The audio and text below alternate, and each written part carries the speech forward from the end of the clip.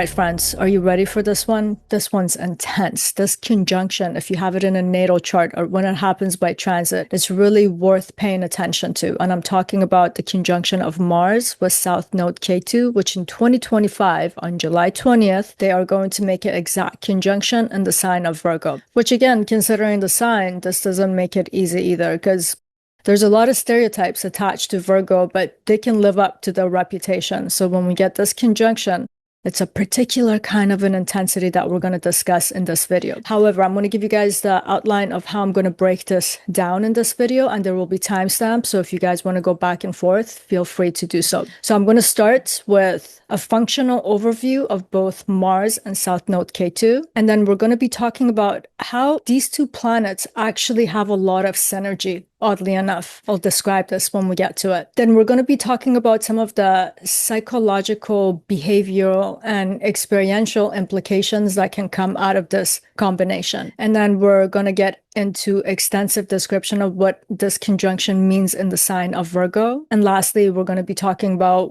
what are the takeaways from such an intense alignment. And before getting started, if the content of this video resonates, please remember to like, share, subscribe, and comment. I love your comments. And for my services, such as your chart reading, archetypal life narrative counseling, as well as my classes, you can go to the description box below this video. Without further ado, let's get right into it. Actually, before getting right into the video, going back to that statement I made initially about Virgos, it requires a little bit more of an explanation, I feel, because I said it. Virgos have that stereotype description connected to them as being, for example, very picky or critical. And there's some truth to that stereotype, because this is one of the signs out of the 12 signs that's the problem solver of the zodiac. So essentially what Virgo people are trying to do, having a planet there or no planet there, they're generally looking at the world through a lens where the world has problems and needs to be solved and resolved. This is a sign of discernment also. This is Mercury's sign. This is also where Mercury is exalted. So Virgo by itself, or even having some benefics in the sign of Virgo, it can soften this. But as soon as we bring malefics into the sign of Virgo, not only we get problem solvers,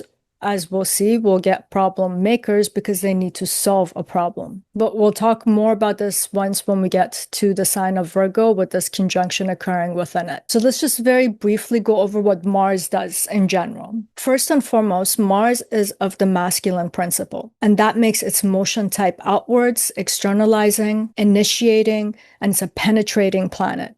Mars governs all activations, actions, and movements, as well as our willpower, discipline, passion, and ambitions, all kinds of internal modes that we have that allows us to push ourselves externally in the world and move forward. It's related to our actions. And we also have to remember that Mars represents competition and aggression, even war and violence. It's a very objective-oriented planet, and its energy is always directed towards achieving a goal or getting to its aim. Mars goes from point A to B, the straight line, that trajectory. That's the shortest distance from point A to B. That's Mars. Now let's go to South Node Ketu and what it represents. Ketu's motion type is inwards and backwards. So we can already see a dissonance in terms of symbolic meaning, even though I'm saying that these two planets will have a lot of synergy. Mars moves forward. Ketu is past-oriented. Ketu is also about internalization of things. It's about intensification of the things that happens in internal spaces. But like Mars, that severs, Ketu is also a planet that's related to detachment. And we could also say about Ketu that it's detached from worldly goals and desires. We can think of Ketu as that part of us where we have already experienced things, and those experiences have been metabolized, digested, and now they're just part of our own configuration. For this reason, Ketu doesn't seek to get anything. So Ketu doesn't seek to conquer things. It's talking about things that have already been conquered, experiences that you've already had. In some ways, we can look at the head of Ketu South Node, the head of the dragon, because Ketu is the tail of the dragon. It is Rahu that desires the newness, that which is in the future.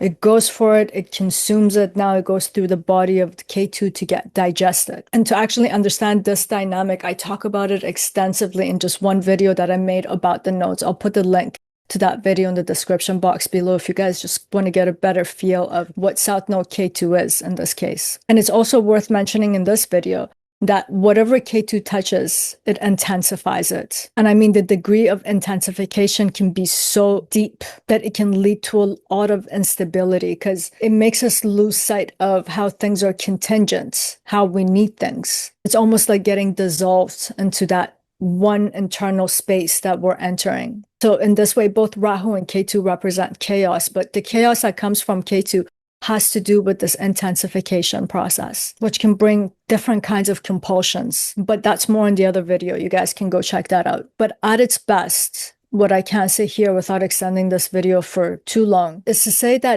intensity and that inward motion that Ketu has, at its best, it spiritualizes human experience. And that is to say, Ketu wants to get to the essence beneath all the appearance of all substance. So this is one of the values that can come out of Ketu, what is often praised about Ketu. But now let's take them together to see where the resonance and the dissonance of these two planets come from. Let's actually touch on the dissonance very quickly. Mars, which is outwards and an inceptive force, when it conjuncts Ketu, which is an inward planet, that's a dissolving force, results in a tension between assertion and detachment, of wanting to exert energy and the need to empty from our energy source. Like we can imagine Ketu as a state of inertia, while Mars wants to break through that inertia and activate, ignite. So when these two planets come together, they're aiming to create different kinds of outcomes. But when they're both at 20 degrees conjunct, they have to blend. So one of the things, this is where the synergy also comes in, right? So Mars is always seeking some new thing as a conquest. It wants to conquer it. But Ketu signifies that which has already been conquered. So one of the things that can come out of this is an end of conquest or even relinquishing the desire for some sort of a conquest. From another viewpoint, we can say Mars operates on the premise of personal will, exertion of personal will, passion, ambition. It is the means that propels us into action of getting something, getting somewhere. Whereas Ketu wants to let go, it even wants to let go of the ego identity that allows our internal self to bridge over to the external world to interact with it. So there can be a sense of losing your head almost about what am I chasing? What am I doing in the world? This is the kind of a result that its blending can create. It can create a kind of a confusion, not understanding what we're chasing or why we're chasing it. Another thing about Mars, we can think of Mars as being loud because it's projective and it also severs and cut things. Ketu, on the other hand, is introverted and silent. So in this way, one could seem quite composed externally, but internally, the internal turmoil, the inner violence, the inner aggression with Ketu gets amplified to the nth degree. Amplified as in it gets intensified, because amplification actually belongs to Rahu, intensification belongs to Ketu. So this can create a dangerous situation in a lot of ways in terms of having internal anger, that furnace directed at one's own internal self. In some ways, everything that Mars wants, Ketu has no interest in it. And the reason for that is because Ketu has already had them. You can think of Ketu from the moment of, let's say, Big Bang till this moment, everything that has ever been. Rahu is representing everything that will be. And Mars is somewhere in the present moment, something more akin to Rahu in terms of his direction and wants to move forward and outwards. Ketu's like, I'm all about where it all started to the present. I do not know anything about the future, nor do I care for it. But everything initially seems like a dissonance about these two planets, right? But if we think about it, there's no resonance. When we think about it, there's no resonance. There's dissonance. However, there's a continuity between them. And I have made this point about two other planets in previous videos, which is about the synergy between Saturn and Rahu. They have this kind of a continuity too.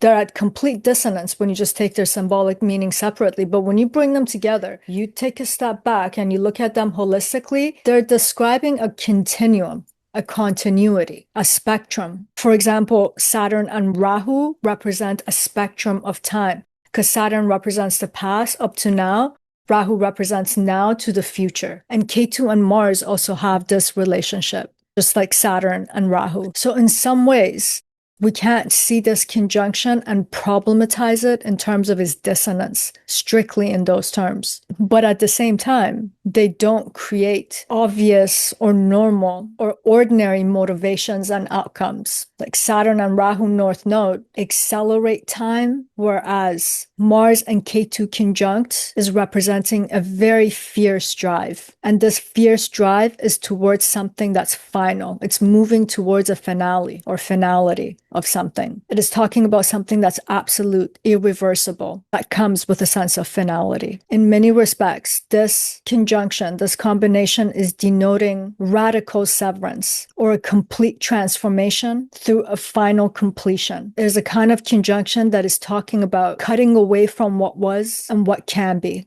The end. And just to give a little bit more texture to this, let me describe to you how Ketu is symbolically described in Vedic astrology. Ketu has been described as a flag. Like the flag is a symbol of Ketu. And what is a flag? It's saying that you put your flag somewhere, like we went on the moon, and first thing we did, we put our flag from Earth on moon. We conquered it. So it's that which has been achieved and conquered. The second symbol associated to Ketu is a comet, the tail of comet. So this is showing us the residue or the trailing of something that has been, something that was already initiated, the tail of the comet. It's the trailing motion of an event. And we can think of this like our past karmas or following us, right? It's like the trail of that comet that is following us, and it's behind us, but it's following us into the future. It's the lingering impressions that are left on our minds too, that just follow us everywhere we go, and suddenly internally they evoke something. So in a lot of ways, Ketu is telling us or is pointing to where something was and no longer is. It's almost like, sometimes you look up at the sky, you see a star, you do a little bit of research, that star died millions upon million years ago, but we're still seeing its light. The trail of the comet has the same kind of connotation. And this is significant when Ketu's paired with Mars, especially when we take Mars's nature into consideration, which is always trying to initiate towards that which is ahead. So we have no choice but to go back to what I was saying. This is initiating actions that are coming to its final destination and finality and conclusion. It's denoting a kind of an eradication. So this combination can't just take Mars into consideration, that Mars is moving out there to go conquer something. It's not about outward expansion and accumulation, which Mars is so good at doing that because it's a go-getter. With Ketu, we're trying to penetrate and go deep within something to get to the bottom of it once and for all. In a sense, this conjunction is telling us that the world's going to conspire so that certain actions are taken so that we can exert our will to close a cycle. It is also about actions that break away from particular entanglements that we're involved in. It can be about cutting ties completely. It's the kind of severing that there is no turning back. We're not going to leave any stone unturned. So there's no reason to go back. This conjunction doesn't leave anything for future possibilities for us to go back and engage with it or to keep wanting to go forward because there's still some possibility or room for engagement. One of the grim imageries I can paint for you with Mars and Ketu conjunct, you can think about an executioner with an axe, but his head is right on that, I don't know what to call it. Someone help me out here, write it below. I actually don't know the name for it, where they put someone's neck on it and then from the behind, the axe is coming down. And it's kind of fitting to use that imagery for Ketu, which is the dragon's body, a dragon without a head. And Mars being about cutting and Ketu also being about detachment and detaching things. And all of it is not going to be in a passive way, because if you have Ketu somewhere by itself, it can almost feel passive because it's just moving internally. It doesn't want to explain itself externally. It's not taking external actions. It's just kind of like just disappearing. But when you put Mars there, it's not passive. There's some sort of a intense action that's coming with this. It's definitive too. Definitive and decisive. It's denoting a forceful final action. Let's just look at some of the behavioral, psychological, and experiential implications that has a little bit more explanatory power in describing what this is. So we can start by saying when it comes to energy expression of our energy, which is our actions, they're going to be intense and they're going to be short-lived because actions are looking for a final resolution. They're not looking to figure out the next step and the next step. They're just trying to get to the bottom of something, to the end. And we can think about it like this. Sometimes the final solution can be destructive because that is the only solution to bring something to its end. And Ketu, since it's internal, let's say it's sitting in that part of the chart that pertains to the self, one could be looking for a final resolution. And it's, I think, very important. I don't want to talk about this topic in the video, but it's important sometimes. The beauty of astrology is that we have certain passing thoughts and internal feelings. And when we know astrology, it gives us the patience to sit with certain thoughts and feelings. That yes, we may have a thought that crossed our mind as a final solution and resolution to something, but this too shall pass. But the feelings that it could evoke internally could very much involve such thoughts and feelings. Another thing that this conjunction can bring about, two people come into some sort of a head-on conflict, super intense, super loud. And a lot of times people can come into conflict, escalates, and then de-escalates, neutralizes. But with this, you can have that climatic moment and then absolute silence. Buddy just ghosted you. You never heard back from them again. Complete detachment or complete indifference. It can also denote severe suppression of something to a point that one is like, I cannot deal with it. Like one of the defense mechanism to trauma in the moment of it's happening, because we can't fit it into the experience of the totality of our life story, the mind will suppress and repress it. So we do not have to deal with it in that moment. Mars-Ketu conjunction can represent that kind of suppression and pushing down forcefully, which can be a defense mechanism. And Mars is the defense mechanism within us too. And because Mars is involved here, there can be very strong and intense initiative or modes of initiation, but it's towards separation. It's about detaching, cutting the cord, especially from the past and the things that we feel are holding us down. This is one of those moments where we might be sitting around and you're like, that's enough, no more. And up to this point, you might have said no more like a million times, but it just couldn't sink in. This moment makes it real. It can be the initiation of that final ending. And these decisions, because of the intensity that Ketu is bringing in, because of the way Mars is going to act through that intensification, they can be irreversible. So it's a good time to be mindful of how we explode or implode. It's a good time to pay attention to our deep-seated compulsions, because Ketu by itself represents compulsiveness. Rahu has this obsessive thing. Ketu is more things that are coming from compulsion, because it's all the past imprints that are left within us that just compel us and evoke us to do different things that we don't understand consciously. Like with these kinds of combination, it can denote the kind of finality and ending that can be about death or complete end of relationships, relational dynamics that we have, the way that we are connected. And I'm saying is a good time to step back, because some of those reactions and actions are coming from our compulsive thinking rather than our rational thinking. And we got to be mindful. It's very likely that the things that we cut off is not reversible, as I just mentioned. And this conjunction can also very much relate to self-sabotage. Another thing we need to be mindful about. It's like every time we want to move forward, all those past impressions bring us into a halt and we stop.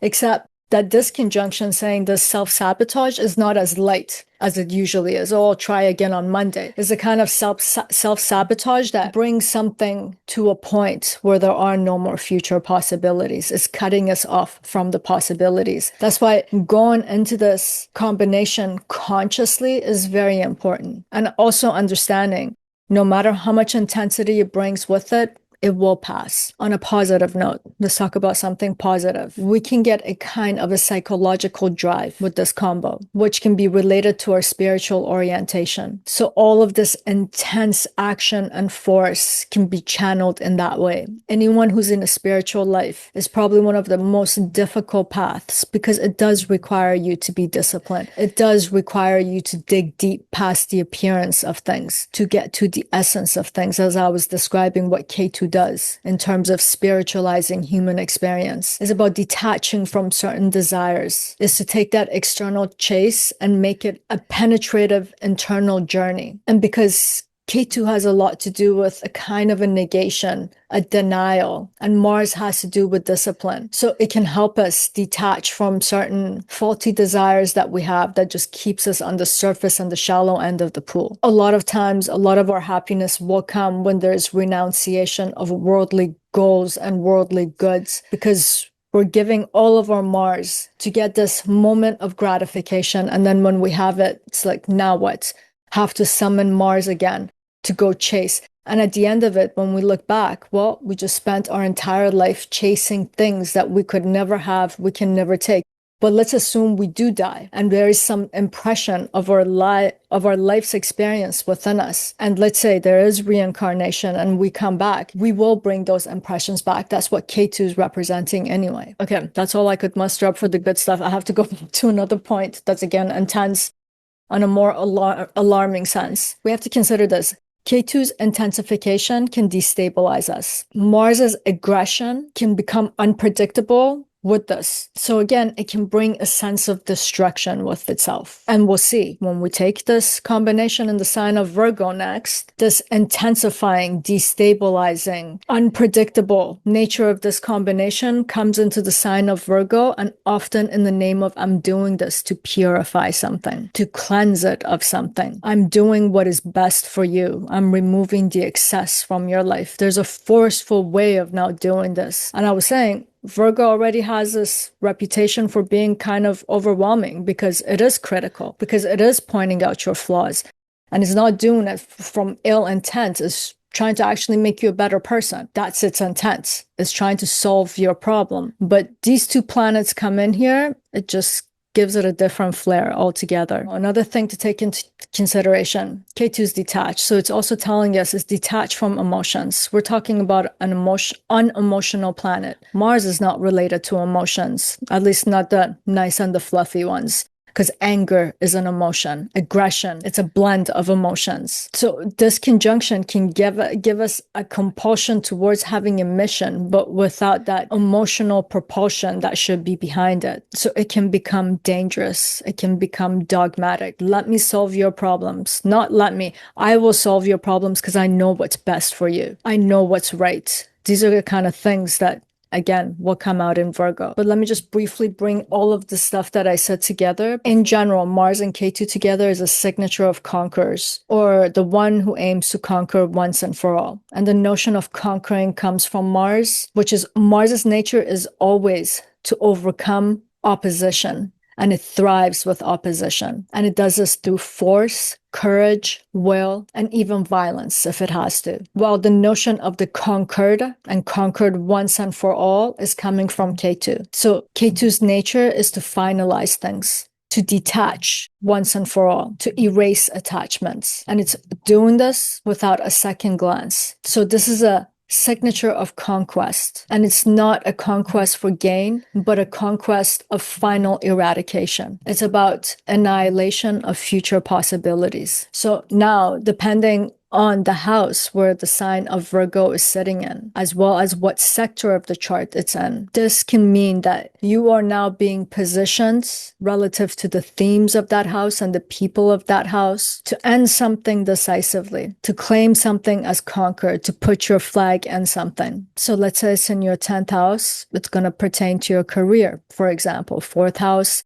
to your family. This could be severing of relationships once and for all. Figure something out once and for all. Solve that problem once and for all, and there is no turning back. This can also relate to our belief systems, let's say in the 9th house, or identity in the 1st house, or financial ties in the 2nd or the 8th house. In general, this is denoting the end of some sort of a karmic pattern. And I want you to realize when Mercury is retrograding as I record this video today, which is the 18th. So the 18th? Yes, it's the 18th. And Mercury is going to make its first Kazemi point with the Sun in the sign of Leo. And the second one, the second Kazemi point that Mercury has, which is the ruler of the sign of Virgo too, will be in the sign of Virgo. That's when it comes into an exact conjunction after its retrograde period and it catches up to the Sun. So very close to this degree of this conjunction. Another noteworthy transit coming up close to the degree of Mars and Ketu's conjunction is going going to be the eclipse that's going to happen in the fall. I will make videos about these as we go, but I just want to start drawing your attention to the kind of finality that these two planets are trying to bring about,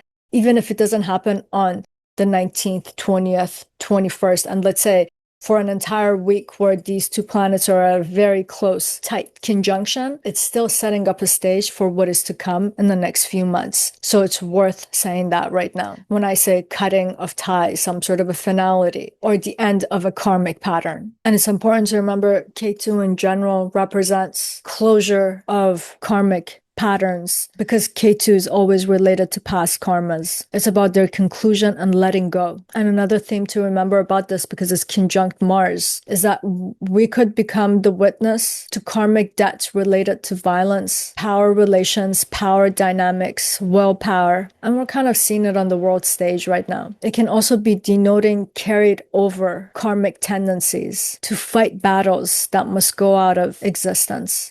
On the most subtle and silent level, this conjunction can be saying something about inward directed aggression that will fuel some kind of a transformation, an internal conquest rather than an external conquest. It can denote not becoming obsessed with the material world and becoming the master of it or some domain of it in the external world, but to actually become one's own master, to conquer oneself. And it can be the initiation towards self-mastery, but understanding what abstinence means, for example, asceticism, renunciation. So these are some of the other ways the signature can manifest, which very much will relate to the themes of Virgo or what Virgo is trying to operationalize. For example, Virgo has a lot to do with our health too. So let's just take this conjunction into the sign of Virgo and see how it holds out over there. And again, pay attention to the house, the sector of the chart, super important. Also look at your birth chart in terms of aspects to this transit.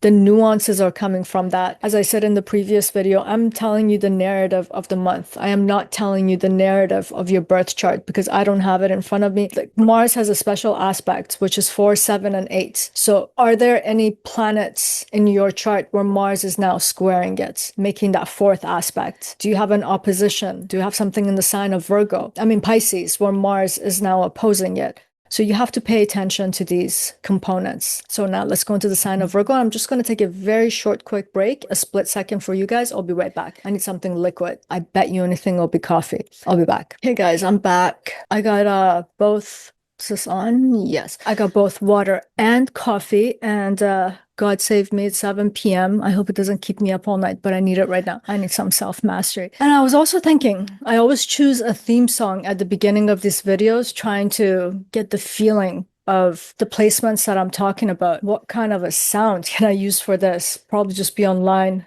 Just keep trying to look for the right soundtrack for this video. But let's get on with it. Mars and Ketu in the sign of Virgo. And let's just take a minute to understand what Virgo is trying to operationalize. For one, it's a mutable earth sign, and it's of the feminine principle. The sign of Virgo is very practical. It's analytical, it's cautious, and it's very detail-oriented. And the feminine principle in the sign of Virgo is operating through preservation of energy. So in that way, it is about refinement, and it's a kind of refinement that's coming through the intellect. The ruler is Mercury. So there's a drive here to categorize and to systemize, to make things efficient. It's about systemizing experience for efficiency. And in this way, the sign of Virgo comes to be connected to purification. And the sign of Virgo is very much connected to how do I make things functional? So it's about functionality, order. So it's about applied intelligence. And its actions are expressed through work and duty. And the measure of success comes from how much health it can create through all the work that it does. How much vitality can it bring to the system because it just made it more efficient. And it's also about the management of the material world. Again, going back to that efficiency. Virgo is about practical designation of resources. And moreover, as that feminine receptive principle, Virgo is always internalizing information. It is Mercury's sign, everything but to do with information and decoding information through observation and that methodical practices of problem solving. So Virgo never operates through force or assertion. That's not its own nature. There's prudence and practicality here. And it's caution. All of this is coming because it's trying to optimize the system, make it more functional. The systemization of it makes it more efficient. Generally, this is what Virgo is operationalizing. Now let's look at Mars in Virgo. There's a resonance here. Mars represents logic. Mars knows how to take things apart and then understand how to put those parts back together. Like it represents surgeons, they cut things with a knife, but they're also doing that, right? So when we bring it into the sign of Virgo, we get a logic that's practical and technically very precise. Technical precision. And when we take Mars's masculine energy, that outward moving, initiating, into the feminine component of the sign of Virgo, we get an energy expenditure that's cautious, and it becomes very attention oriented, attention to the details. There's like a sharp focus there. In general, we could say that this is not an easy sign for Mars. A lot of people like to give this a good slant, like Mars in Virgo is great. I'm not sure which part of it works with such ease that would make it great. But it does create methodical action that's very controlled in the sign of Virgo. Mars's brute force gets replaced and it becomes very strategic. It's constantly trying to produce results that are measurable, logical, and efficient. And the name of the game, everything that I said about Mars in Virgo, you can put an equal sign, control. This is what Mars in Virgo is about. It's about not coming to control the environment. Or the sign of Virgo, what it does to Mars, it makes it about control. Other things that can come out of Mars because of its logic in the sign of Virgo. As I said, a technician, tactical, strategic, a strategist, a surgeon, an excellent problem solver. And Mars, we can't conceptualize it here as a soldier on the field, but as someone who's managing and controlling resources. So Mars's aim comes to be about executing tasks with sharp, controlled focus. Now let's bring Ketu, just Ketu in the sign of Virgo. Ketu is going to intensify Virgo's internal purifying tendencies. So Ketu intensifies the need for control, for purification through negation, through taking things out of the system, detaching it from the system because they're just there. They're unnecessary. Even if they're not there, it's not going to make a difference. But one of the problems with Ketu in the sign of Virgo, it can also create disillusionment with the entire system, as if the whole thing should be letting go of. The whole thing is just not perfect. It's impure. It's useless. Just gonna let it go. And oddly enough, we can't attach the word cleanliness because it's denoting care and engagement when we say cleanliness. But Ketu in the sign of Virgo can bring a kind of a cleanliness, but again, through that act of negation of keep taking away the parts, detaching the parts and letting go of the parts, trying to get to the core essence of the system. But the system needs many multiple parts to be functional. So how much can you purify it till it's not a system anymore? It's just like the essence of the initial point. Let's just take Mars and Ketu now together into the sign of Virgo. Mars here is bringing the urge to fix and to solve, and Ketu is dissolving the sense of certainty in those very solutions. This can bring a lot of compulsive revision. Like I have to do it over and over because it's still inefficient. It's still not pure. It's still not functioning at its optimal level. So in a sense, a person gets obsessed with imperfections to make something perfect. Virgo already has this tendency. You bring these two planets, it intensifies this quality in the sign of Virgo. So essentially what Mars and Ketu are going to do in the sign of Virgo is to cut in order to refine. And ultimately, all of it is an act of releasing the superfluous and what's making something inefficient. It's the ultimate release. So this video is running way longer than I thought. I'm gonna jump into the life lessons and I think we can extract what Mars and Ketu in the sign of Virgo mean. One of the life lessons here is going to be transcending the compulsion towards efficiency, because this combination is pushing the sign, or the sign's pushing this conjunction towards this. So there can be a compulsive need to fix things, to fix people, to fix situations, to organize, to correct them, to correct things. And because Ketu intensifies Virgo's critical nature, it hollows out all sorts of satisfaction. Ketu in Virgo, as well as Mars in Virgo, can become overcritical. But it's doing this because it wants to be efficient. So one of the things that we have to be conscious about is that efficiency and effectiveness are not the same thing. If something's effective, maybe let go of the efficiency part. Because if that obsessive component comes in, we're going to find ourselves in a state of complete anxiety. And this combination has a tendency to be very blunt in criticizing other people because Mars is involved here, right? So it has a tendency to make other people feel incompetent, insufficient, inefficient, inadequate, incomplete. So it can alienate other people. So it might be the case that that finale, that final cutting from other people might not even be us trying to do it or someone else doing it to us because they're like, I had enough of this. Like, I don't want to feel this way around this person. Virgo already has a tendency to do this. Now with Mars and Ketu, it's super intensified. We could say that this conjunction's allowing us to see how to move from fixation to functionality, from control to clarity. And this period is supposed to feel destabilizing, intense. It's destabilizing because it is intense.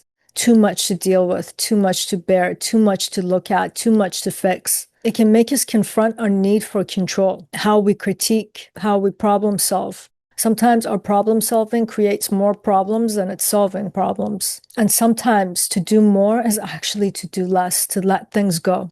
Let it be conquered where it is. You know, when you're making art, for example, who knows where the end of it is? It is the artist that at some point lays down the brush and says, I'm done. This canvas is conquered. But that person could have kept going, add a little bit more detail there, a little bit more texture there, put a little bit of shadow over there. But at some point, you just got to put your flag down and be like, that's it, it's done. Sometimes that's with dysfunctional relationships. Sometimes that's with work that we've been doing forever and it's just draining us to death. And we're constantly trying to be more efficient at work, but we're actually becoming more inefficient in life. So we have to bring certain things to their conclusion. And these moments are intense. This conjunction can also talk about intensification pertaining to our health issues, bringing a kind of a finality where it could be that I'm going to change this diet once and for all because I've just been diagnosed with something that if I don't take care of it is going to denote the end of my life. So there are extremes that are coming here, but this is a solution-oriented sign. So maybe we can find solutions to problems that's trying to bring the better things of our life into its endpoint. It's letting us address it because of the intensity is undeniable. You know, sometimes we also need to repurpose our energy. We need to strip our life down to its essentials and align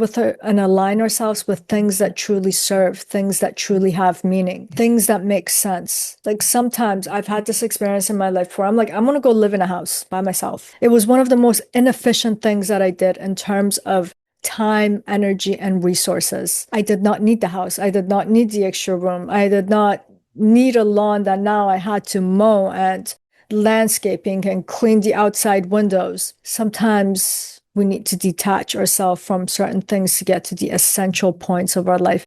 This kind of a conjunction can help us do that. And one advice, we might find ourselves wanting to be very critical to a cutting point. Virgo already has that. Mars is bringing his cutting edge. Ketu is bringing a kind of an indifference. There can be a kind of a lack of humanity in how we address other people and how we criticize, even though in our mind we might be thinking, well, I'm doing it for your interest. I'm trying to solve your problem. But in reality, we're creating a problem in another person's conscious mind, in their being, in their body, them being in their own life. So most definitely something to be aware of. And again, I'm going to end it with this, that some transits that come about are very intense. And I said this in another video. In Vedic astrology, the planets are called grahas, the grabbers. They want to grab us. And sometimes we can use that Ketu silence to just be still and let all of this pass. And it will pass. And then things will resume again where we can have a handle and a grip on it. So if you find yourself in that kind of an intensity, try to find your quiet, still place and let this pass. And then with other things, they're out of our hands, and that intensification is going to play itself out right in front of our eyes, and we may feel helpless. But even in that moment, we have to maintain the center and problem solve based on what we can do, based on where we are, however small it may be. And in the spectrum of all time that is yet to be, even though these two planets are not indicating that, that too shall pass. And it's really hard to say much more after that, but if you guys want to understand the nuances of such transits in your own charts, you can go to the description box below. All the links are there in terms of how to contact me. Thank you for being here. Please take care of your energy, conserve what you can, and let's just hope what is in this transit for all of us has more to do with that self-mastery than anything else. That's all I got for today. Sending you much love. Till next time.